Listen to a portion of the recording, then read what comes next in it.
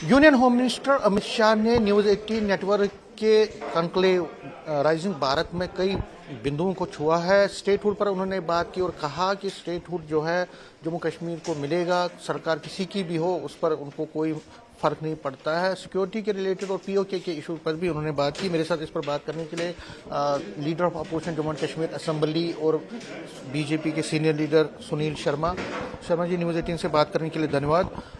अमित शाह जी ये कह रहे हैं कि स्टेटहुड हमने कमिटमेंट की है, ये हमें कोई फर्क नहीं पड़ता कि किसी की भी सरकार हो, हमने एक कमिटमेंट की है, उसमें उतावलापन नहीं होना चाहिए, हम दे देंगे। स्टेटहुड हमने कमिटमेंट की, हम दे देंगे, इसमें कोई शक नहीं। मैंने कई बार अपने स्टेटमेंट्स में भी कहा है कि देश के सबसे बड़े मंदिर, सर्वोच्च स्थान और देश के सबसे विश्वसनीय नेता ने जो कमिटमेंट जम्मू कश्मीर के राज्य के दर्जे के लिए की है, उसमें किसी को संदेह नहीं होना चाहिए। विशेषकर उमर अब्दुल्ला साहब को तो बिल्कुल भी नहीं होना चाहिए संदेह, क्योंकि उन्होंने भाजपा की कार्यप्रणाली को देखा है।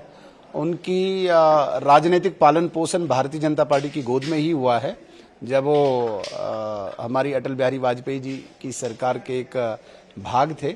उन्हें संदेह नहीं होना चाहिए, लेकिन हमें ये भी पता है उन्हें मजबूरी है। मजबूरी इस बात की है कि उन्होंने वादे बड़े बड़े किए थे।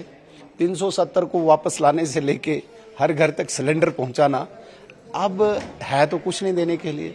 न 370 वापस ला सकते हैं, न वो सिलेंडर वापस ये दे सकते हैं।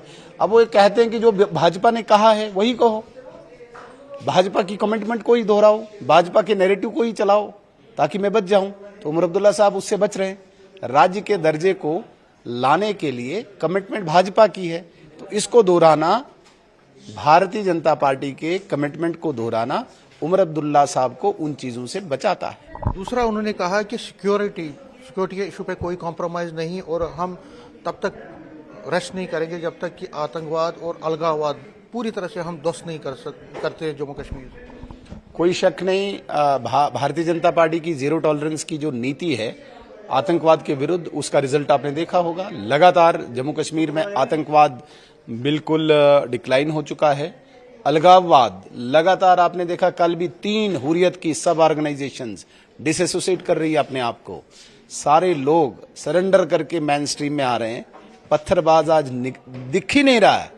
पत्थर छोड़ो, वो रुई भी हाथ में नहीं उठा रहा है। इससे बड़ी जीत और क्या हो सकती है। और तहव्वुर राना जो अमेरिका के एक बिल में छिपा था, लेकिन मास्टरमाइंड था 26/11 के हमले का, उसको भी लाया।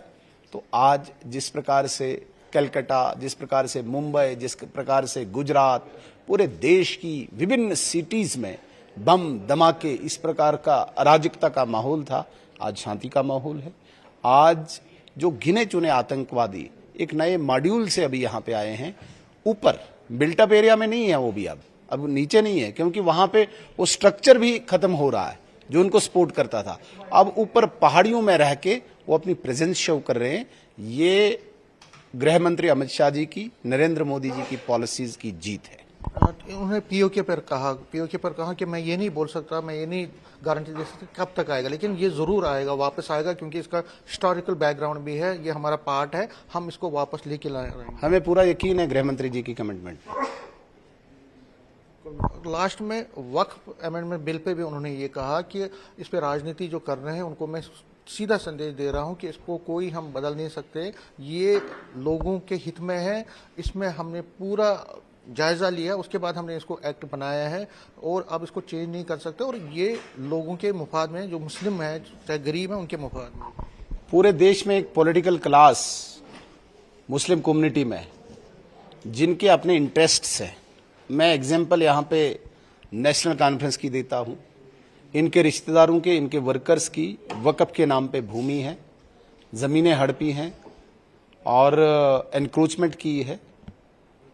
ऐसे ही हर प्रदेश में पॉलिटिकल क्लास के अलावा कोई कॉमन मासेस में वक्फ अमेंडमेंट बिल के विरुद्ध कोई रोष नहीं है। अपितु आपने देखा होगा कि कॉमन मासेस में गरीब, पसमानदा, ओबीसी मुस्लिम, एसटी मुस्लिम वो सड़कों पे आए, नाचा, झूमे, मिठाइयाँ बांटी।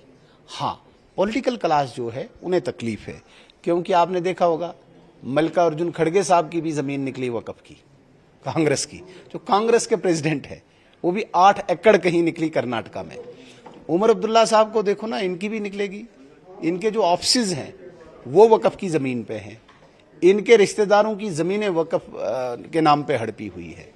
तो इस प्रकार का लैंड जहाद को प्रोटेक्ट करना, ये पॉलिटिकल क्लास के कुछ लोग इसमें मुलव्वस हैं, अन्यथा कॉमन मुस्लिम, आम मुस्लिम खुश है। न्यूज़ 18 से बात करने के लिए धन्यवाद। तो Sunil Sharma, LOP leader of opposition Jammu and Kashmir assembly, कहीं ना कहीं जो अमित शाह ने कनक्लेव न्यूज़ 18 के कनक्लेव में बोला है उस पर उन्होंने एंडोर्स किया, कहा कि जो अमित शाह बोलते हैं वो करके दिखाते हैं। कैमरामैन चांद के साथ समीर भट्ट, न्यूज़ 18 जम्मू।